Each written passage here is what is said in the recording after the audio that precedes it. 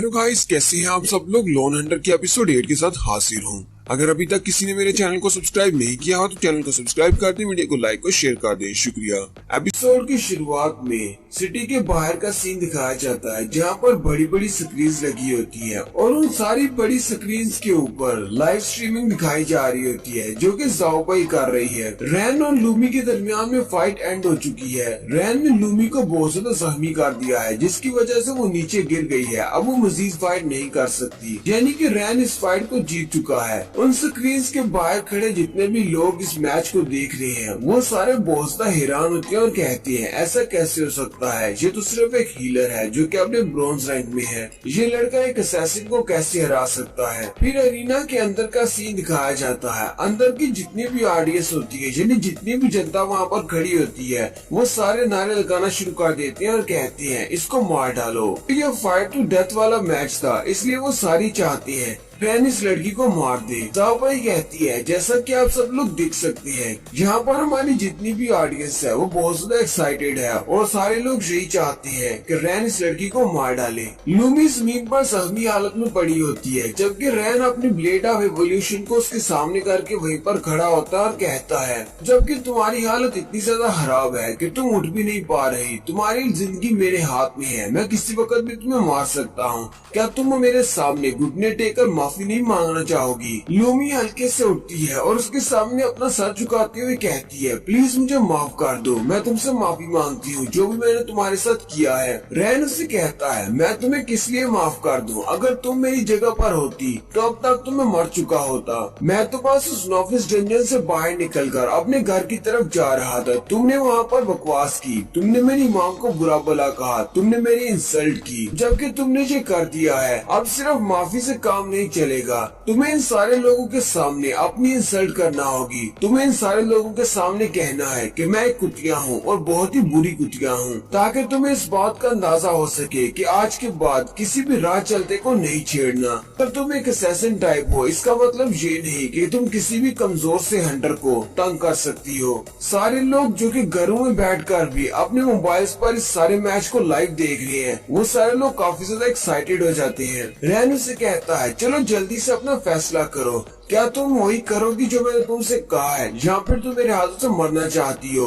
Lumi से कहती है ठीक है मुझे समझ आ गई, कहती हूँ। लूमी जैसे ही उठकर उससे कहने लगती है, उसी वक्त ऊपर का सीन दिखाते हैं। उसके गिल्ड का जो दोस्त ऊपर बैठा होता है वो बहुत ज्यादा गुस्सा हो जाता है और उनसे कहता है साइड पर हटो, मैं उसे बचाने के लिए जा रहा हूँ। उसके साथी उसे कहते हैं बिग ब्रो तुम्हें वहाँ पर नहीं जाना चाहिए। अब जबकि लूमी उससे हार चुकी है और अगर लूमी लाइव स्ट्रीम में उससे माफी मांगती है तुम्हारे गिल्ड का नाम खराब हो जाएगा, बॉस तो और भी ज्यादा गुस्सा हो जाएंगे। जबकि यहीं पर ज़ाओ पाई की बॉस का भी सीन दिखाते हैं, जो कि अपने घर में बैठी अपने मोबाइल में सारी लाइव स्ट्रीमिंग देख रही है। लूमी रैन से कहती है ठीक है मैं कहती हूँ मैंने गलती की थी, मैं एक कुतिया हूँ और बहुत ही बुरी कुतिया हूँ। ज़ाओ पाई की बॉस कहती है ये लड़का तो वाकई में बहुत ज्यादा स्पेशल है, इस लड़के ने तो हमारी लाइव स्ट्रीमिंग का सारा रिकॉर्ड तोड़ दिया। के साथ एक और लड़की खड़ी होती है और बॉस से कहती है बॉस आपने बिल्कुल ठीक कहा, हमारे व्यूज बहुत ज्यादा बढ़ गए हैं, इतने व्यूज तो हमें किसी भी वीडियो पर नहीं आए।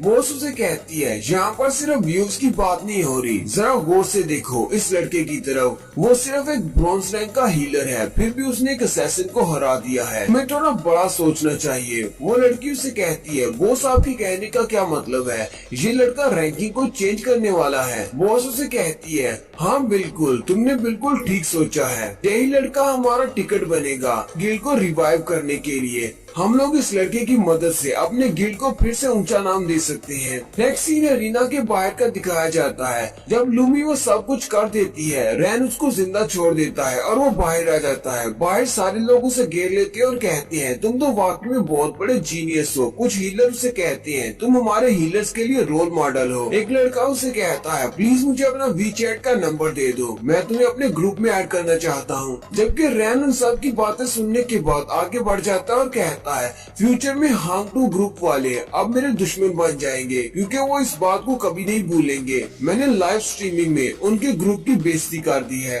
रैन कहता है अब जबकि मुझे पता है कि हांग टू ग्रुप वाले मेरे पीछे जरूर आएंगे तो मुझे और भी ज्यादा प्रैक्टिस करना होगी ताकि मैं अपने आप को बहुत ज्यादा स्ट्रॉन्ग बना सकूं। और साथ ही वो कहता है चाहे जो भी हो मैं अपने इस फैसले पर पछताने नहीं वाला कि मैंने उस लड़की के साथ फाइट करके सबके सामने उसकी इंसल्ट की। नेक्स्ट सीन हांग टू गिल्ड का दिखाया जाता है। लूमी जो कि अभी भी जिंदा है लेकिन वो बहुत ज्यादा जख्मी है, उसे उठाकर हांग टू ग्रुप के हेडक्वार्टर में ले जाया जाता है जहाँ पर बॉस बहुत ज्यादा गुस्से में होता है। बॉस के पास एक हंटर होता है, बॉस अपने हंटर से उसे मारने लगता है लेकिन लूमी का दोस्त उसके सामने खड़ा हो जाता है। बॉस अपने हंटर से उसके ऊपर भी अटैक करता है और कहता है साइड पर हो जाओ, इस कुतिया ने हमारे हांग टू ग्रुप का नाम बदनाम कर दिया है, मैं तो इसे मार डालूंगा। बॉस उसे भी कहता है जबकि तुम्हें पता है कि इस लड़की ने हमारे हांग टू गिल्ड का नाम खराब कर दिया है फिर भी तुम इसे वापस उठाकर क्यों ले आए हो, मैं इसे मार डालूंगा, इसे वहीं पर मर जाना चाहिए था। और साथ ही वो अपने हंटर से उसके ऊपर अटैक करता है।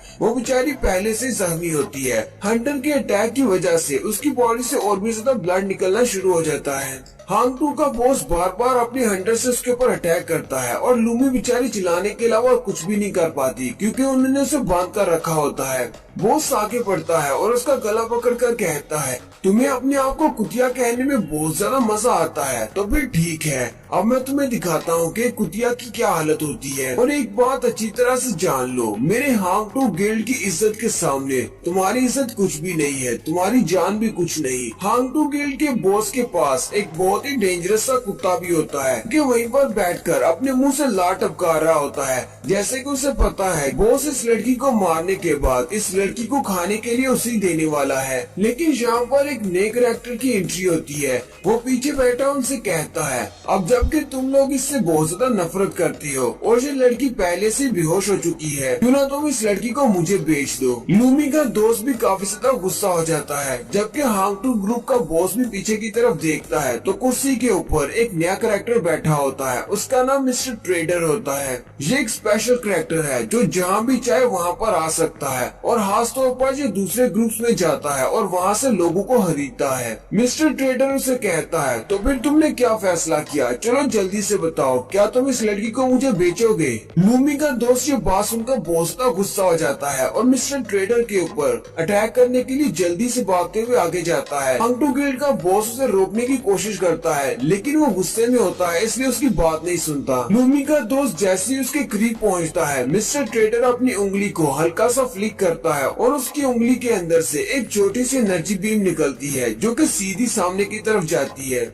लूमी का दोस्त जो कि भागता हुआ मिस्टर ट्रेडर के ऊपर अटैक करने के लिए आ रहा होता है, रास्ते में उसका एक बाजू कट जाता है। मिस्टर ट्रेडर का अटैक इतना ज्यादा पावरफुल होता है कि न सिर्फ उसका एक बाजू कट जाता है बल्कि पीछे वाली दीवार में एक बड़ा सा होल हो जाता है। लूमी का दोस्त अपने कटे हुए बाजू पर हाथ रखते हुए चिल्लाना शुरू कर देता है और कहता है मेरा बाजू, मेरा बाजू। वो अपने बाजू से बहते हुए खून को रोकने की कोशिश कर रहा होता है और वहीं पर नीचे गिरकर चिल्लाना शुरू कर देता है। हांग टू ग्रुप का लीडर आगे बढ़ता है और मिस्टर ट्रेडर से कहता है मैं अपने लड़के की तरफ से आपसे माफी चाहता हूँ। जबकि बॉस के कुत्ते को भी दिखाते हैं जो कि थोड़ी देर पहले बहुत ही गुस्से के साथ लूमी की तरफ देख रहा था। अब वो मिस्टर ट्रेडर को देखकर बहुत ज्यादा डर जाता है और एक शरीफ सा कुत्ता बन जाता है। बॉस आगे बढ़ता है और मिस्टर ट्रेडर के सामने जाकर अपना सर झुकाते हुए कहता है मिस्टर ट्रेडर, इस लड़के को नहीं पता कि आप कौन है, इसीलिए इसने आपके ऊपर अटैक करने की कोशिश की। इस लड़के की तरफ से मैं आपसे माफी मांगता हूँ, प्लीज इस लड़के को छोड़ दे। मिस्टर ट्रेडर अपनी कुर्सी से उठकर खड़ा हो जाता है और बॉस से कहता है चलो फिर जल्दी से बताओ तुमने क्या डिसाइड किया, इस लड़की को बेचोगे या नहीं। बॉस मिस्टर ट्रेडर से कहता है हाँ क्यों नहीं, लूमी आज के बाद आपकी है, आप इसे ले जा सकते हैं। मिस्टर ट्रेडर उठकर सीधा लूमी के पास चला जाता है तो सीधा जाकर लूमी के चेहरे पे हाथ रखता है और कहता है ये तो एक बहुत ही अच्छा टेस्ट सब्जेक्ट है, तुम्हारे पैसे तुम्हें 3 दिन तक मिल जाएंगे। अभी मैं यहाँ से जा रहा हूँ, फ्यूचर में अगर मुझे तुमसे कुछ चीज खरीदना हुई तो मैं यहाँ पर जरूर आऊंगा। साथ ही एक बड़ा सा भवंडर सा उड़ता है और वो वहाँ से गायब हो जाता है। बॉस भी काफी ज्यादा हैरान होता है। उसके जाने के बाद बॉस कहता है अचानक जी यहाँ पर क्या करने के लिए आ गया। लूमी का दोस्त चिल्ला चिल्ला कर बॉस से कह रहा होता है बॉस प्लीज मुझे बचाओ, मुझे बहुत ज्यादा दर्द हो रहा है। बॉस अपने लोगों से कहता है चलो जल्दी करो और इस बेवकूफ को हॉस्पिटल लेकर जाओ, इसका इलाज करवाओ। बॉस कहता है मिस्टर ट्रेडर को लूमी क्यों चाहिए, वो यहाँ पर लूमी को लेने के लिए क्यों आया है। और यहीं पर बॉस में मिस्टर ट्रेडर के बारे में बताता है कि इसका असली नाम बैरन है। इसे मिस्टर ट्रेडर इसलिए कहा जाता है क्योंकि ये सारे गिल्ड्स के अंदर जाता है और वहाँ से जाकर इसी तरह के हंटर्स को खरीदता है। जब चाहे वहाँ पर जा सकता है और जिससे भी चाहे जिस हंटर को भी खरीद सकता है। सिर्फ एक नहीं, ये जितने चाहे हंटर्स को खरीद सकता है। और एक और बात, आप लोग इसको मना नहीं कर सकते।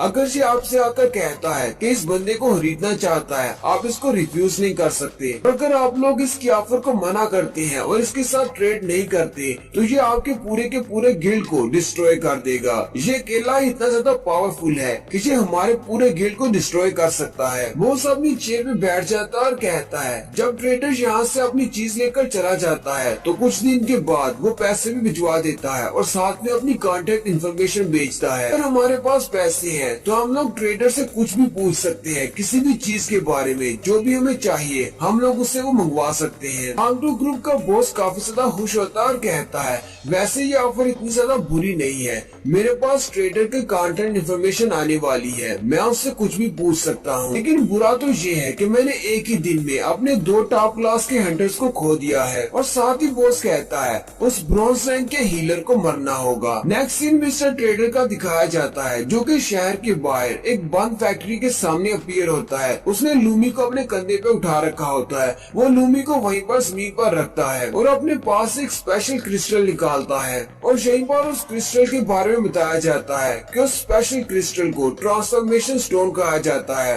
और उसका ग्रेड लेजेंडरी है। लेकिन उसके यूज के बारे में कुछ नहीं बताया जाता कि ये किस लिए यूज किया जाता है। मिस्टर ट्रेडर उस क्रिस्टल को लूमी की बॉडी के ऊपर रखता है और लूमी की बॉडी के अंदर जितनी भी एनर्जी होती है वो सारी की सारी एनर्जी को अपने ट्रांसफॉर्मेशन स्टोन के अंदर स्टोर कर लेता है, जिसकी वजह से उसका क्रिस्टल जो है वो चमकना शुरू हो जाता है। बैरन भी काफी ज्यादा खुश हो जाता है। लेकिन लूमी की बॉडी से उसकी सारी की सारी एनर्जी ले लेने की वजह से लूमी वहीं पर मर जाती है। नेक्स्ट सीन रैन के घर का दिखाया जाता है। रैन अपने वॉशरूम में खड़ा अपने बाल काट रहा होता है और कहता है अब मैं पहले जैसा बिल्कुल भी नहीं रहा, मैं काफी ज्यादा चेंज हो चुका हूँ। पहले मुझे लोग वीक कहते थे और हर वक्त मेरा मजाक उड़ाते थे, लेकिन आज के बाद ऐसा बिल्कुल भी नहीं होगा। और यहीं पर आरवी उसके ख्याल में आता है और उसे कहता है हाँ तुम्हें अपनी लाइफ जीना होगी और तुम्हें स्ट्रॉन्ग बनना होगा। रैन शीशे में अपना चेहरा देखता है बाल काटने के बाद। उसे लगता है कि वो पहले से ज्यादा हैंडसम हो गया है, लेकिन लंबे बालों के साथ वो ज्यादा अच्छा लग रहा था। रैन कहता है आज के बाद कोई भी मुझे वीक नहीं कह पाएगा। लेकिन साथ ही रैन को एक जबरदस्त झटका लगता है। रैन कहता है ये क्या हो रहा है, कहीं ये कोई आफ्टर इफेक्ट्स तो नहीं है। लगता है कि आज फाइट के दौरान मैंने अपनी बहुत सारी एनर्जी को यूज कर दिया। रैन वापस जाकर अपने बिस्तर पर बैठ जाता है और कहता है